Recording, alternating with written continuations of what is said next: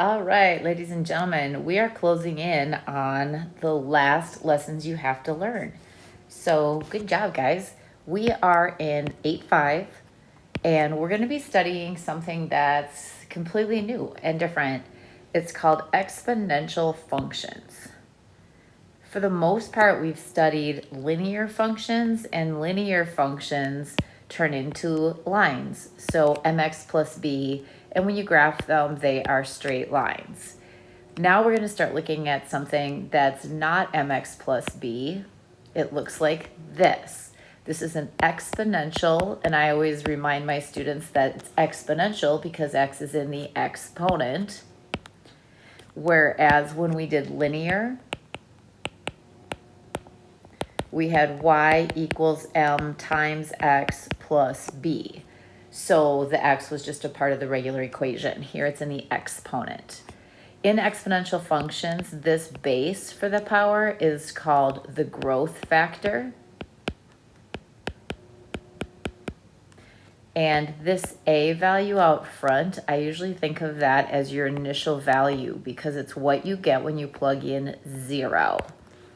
Because keep in mind with the b, anything to the 0 power would equal 1. So I'd have a times b to the 0, which is a times 1, which is just a. So when you go to graph this later, or even when you make a table, you're going to have a 0 for your x, and your a value is going to be the y that you get. So exponential functions with x in the power. A is not 0, because you can see if you had a 0 at the beginning of this equation, it would wipe the whole thing out. B is greater than 0, so it has to be a positive number, but it can't be 1. And the reason it can't be 1 is if you had 1 to the x power, it doesn't matter what power you raise 1 to, it's going to always be 1. 1 to the third, 1 to the fifth, 1 to the millionth power, it's all just 1. And multiplying things by 1 never changes, so it wouldn't be exponential. So these three things, your a can't be 0, your b has to be positive, and it can't be 1. Those are kind of the basic rules for an exponential function. Nonlinear simply means that it's not going to be a line when you graph it. So let's see how their tables compare.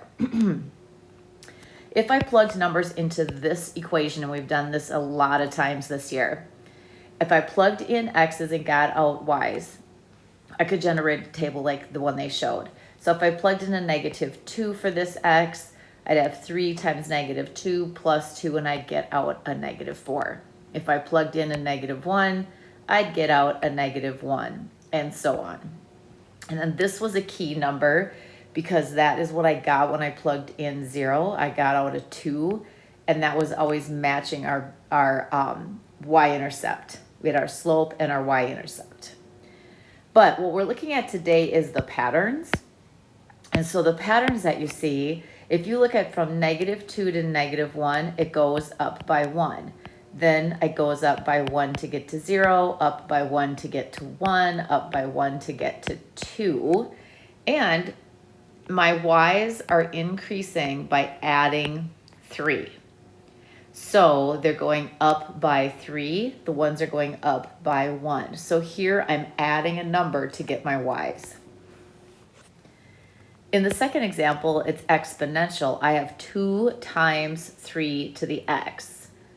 So when I put in, now this you have to really think about, if I put 3 to this -2 power, keep in mind that 3 to the -2 we learned in this chapter means 1 over 3 to the +2, which would turn into 1/9. But I'm supposed to multiply that by 2 in my function, which is where 2/9 came from in the table. If I'm looking at the second part of my table and I'm plugging in a -1, I'd have 2 times 3 to the -1 using their equation. But 3 to the -1 is the same as 1 over 3 to the +1, which would turn into, since this is just over 1, 2/3. So that's where this came from. This is a key one because, again, when you plug in the 0 to that x, you would have 2 times 3 to the 0. Well, 3 to the 0 is 1, and that's why this is an essential number, and it shows up in the equation as your A value. But focusing on the pattern of the numbers, the tops are still going up by 1 like they were in our linear function over here on the left. But the big difference is at the bottom, I'm not adding to get to the next value, I am multiplying. I am tripling it. So I'm multiplying it by 3 each time. So in my linear function, I just added 3.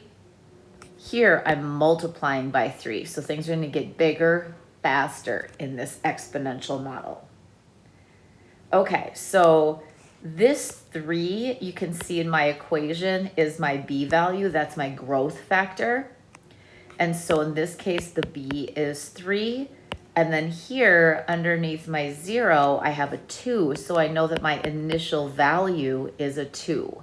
So that equation, y equals a times b to the x, I can build by looking at the pieces in my table.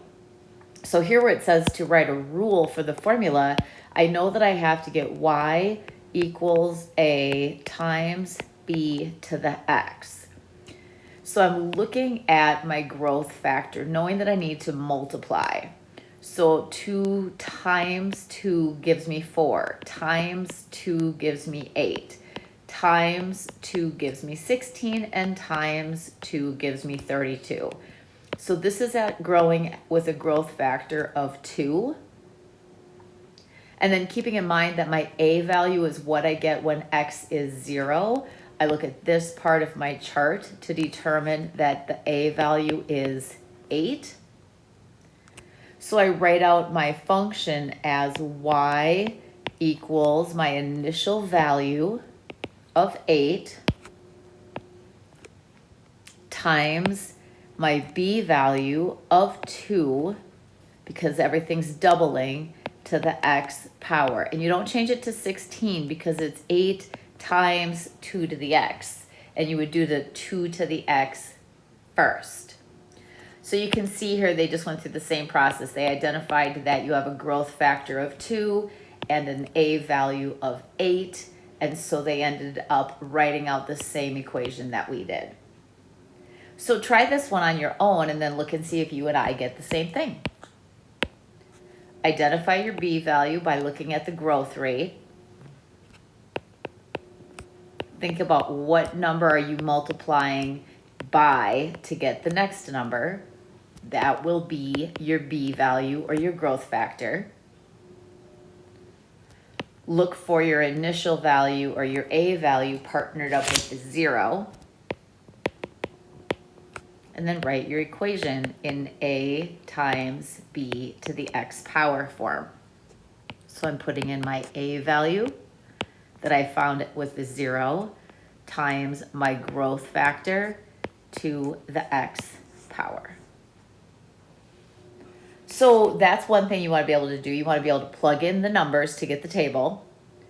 If you have a table, you want to be able to write the equation. And now if you have the equation, you want to be able to draw a graph, and it shouldn't be a line because it's not linear. So let's try to plug in some numbers. This is the equation we're using, and keeping in mind that the B value in this case is the 5 because that's what's raised to the power.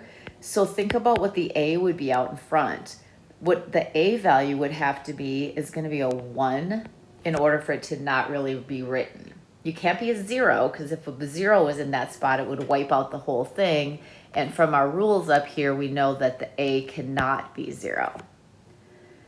Okay, so let's just fill in our table. Let's start with -2, -1, 0, 1, 2. We're plugging those in for our x's. So I'm using my equation, y equals 5 to the x. And here I'm putting in a -2.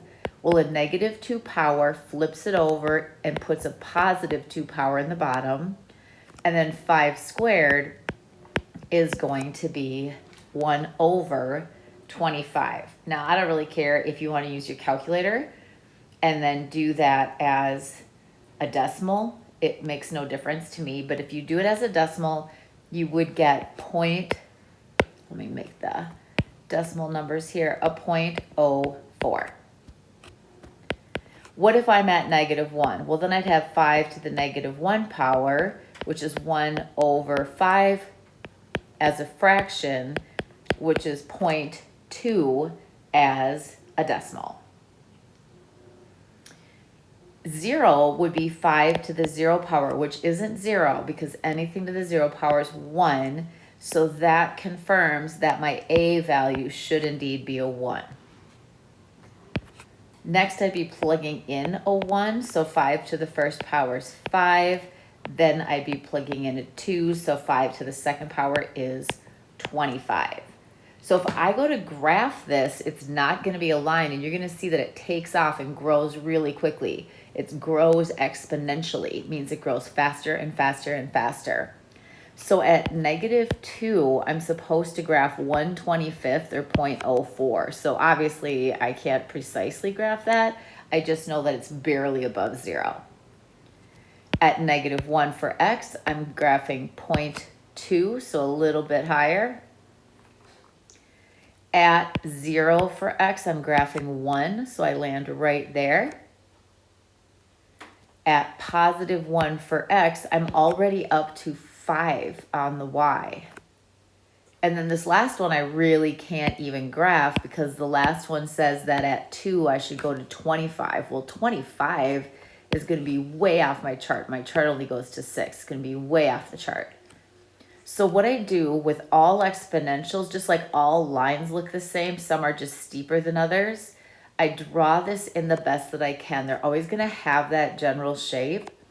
And it's actually never going to touch even this, what we call a horizontal asymptote, which doesn't matter right now, but it's not going to cross that x-axis. So you try really hard to draw it so that it just scoots along next to it, but doesn't actually touch or cross it. It's going to get really small, but it's not really going to hit 0. Let's try over here. This one has a growth factor of 2. So in theory, that should not grow as fast because our other one had a growth factor of 5. So if you have a growth factor of 2 rather than 5, it's not going to grow as quickly. So my A value in this one's a little more obvious. So it's telling me that at 0 on my chart, I should expect to get 1/3. Let's see if that happens. Okay, so I need to go through and plug in my numbers to my equation, which is 1/3 times 2 to the x. So if my x is a -2, I'll have 2 to the -2 power.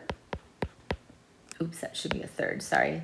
Then 2 to the -2 power means it can flip into the bottom and become positive. So I would have 1/3 times 1/4, and I would end up with 1/12. And again, if you want to use your calculator and get a number, you're going to be at 0.083 repeating. Same thing as if you were using a fraction. It's just written as a decimal. What about -1? Well, I'd have 1/3 times 2 to the -1. So that's 1/3 times 1/2 to the +1. So I get 1/6. Okay, so that's my fraction. But if I really prefer a decimal version, I can do 1/6 and get 0.16 repeating. So if that's easier for me to graph. Same with my 1/3. If I want to do 1/3 on my calculator, I get 0.33 repeating, if that's easier for me to graph. Let me just confirm that I actually get that 1/3. If I took 1/3 times 2 to the 0 power, the 2 to the 0 power becomes 1, and I do indeed get that third. How about here? 1/3, and I'm just using my equation, times 2 to the first power, plugging in the 1. 2 to the first power is just 2, so I have 1/3 times 2 over 1, So the tops multiply to become 2, the bottoms multiply to become 3. And if you did it on your calculator, you would end up with 0.6 repeating. And then the last one, 1/3 times 2 to the second, would be 1/3 times 4. Since that's a whole number, it's like being over 1. So I'd get 4/3. And again, if you prefer a decimal, 1.3 repeating. So it doesn't really matter which one you get because you have to go and graph it now anyway. So at -2, I'm going to either a positive 1/12 or 0.08. Obviously, you can't graph that accurately. You just need to make sure you stay above the 0 line. At -1, I'm going to go up to 0.16 or 1/6. Still barely above the 0 line. At 0, I've only made it up to 1/3. So I'm not really going up very quickly because my growth factor was 2 rather than 5. So at 1, I'm still not all the way up to 1. I'm just underneath it at 2/3. And then at 2 on the X, I'm just barely above 1 at 1 1/3. So this one still stays above the X-axis, but it's going up much more slowly. And I still want to stay up above that axis because that should never really touch or cross the X-axis.